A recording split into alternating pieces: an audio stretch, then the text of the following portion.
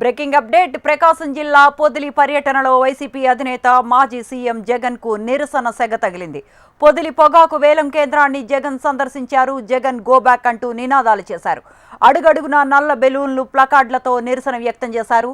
మహిళలకు జగన్ బహిరంగ క్షమాపణలు చెప్పాలని డిమాండ్ చేశారు. నిరసన వ్యక్తం చేస్తున్న మహిళలపై రాళ్లు, చెప్పులు విసిరారు వైసీపీ శ్రేణులు. ఘటనలో ఓ కానిస్టేబుల్ గాయపడ్డారు. ప్రకాశం జిల్లా పొదిలి పర్యటనలో వైసీపీ అధినేత మాజీ సీఎం జగన్ కు నిరసన సెగ తగిలింది. పొదిలి పొగాకు వేలం కేంద్రాన్ని జగన్ సందర్శించారు. జగన్ గో బ్యాక్ అంటూ నినాదాలు చేశారు. అడుగడుగున నల్ల బెలూన్లు, ప్లకార్డులతో నిరసన వ్యక్తం చేశారు. మహిళలకు జగన్ బహిరంగ క్షమాపణలు చెప్పాలని డిమాండ్ చేశారు.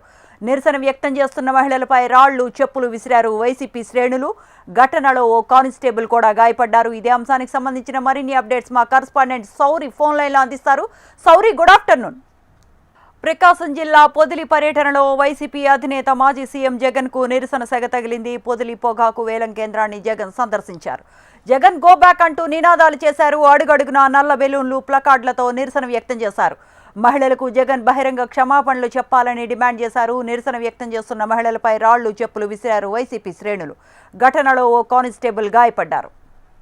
ప్రకాశం జిల్లా పొదిలి పర్యటనలో వైసీపీ అధినేత మాజీ సీఎం జగన్ కు నిరసన సెగ తగిలింది. మహిళలకు జగన్ క్షమాపణ చెప్పాలంటూ గో బ్యాక్ అంటూ నినాదాలు చేశారు. ఈ ఘటనపై మరింత సమాచారాన్ని మా కరస్పాండెంట్ సౌరి అందిస్తారు ఫోన్ లైన్లో. సౌరి, గుడ్ ఆఫ్టర్నూన్. ఇప్పుడు అక్కడ వాతావరణం ఎలా ఉంది? పరిస్థితి ఎలా ఉంది? పోలీసులు అక్కడ చేరుకున్నారా? అక్కడ పరిస్థితులు ఇప్పుడు ఎలా ఉన్నాయి? Good afternoon Sravanthi.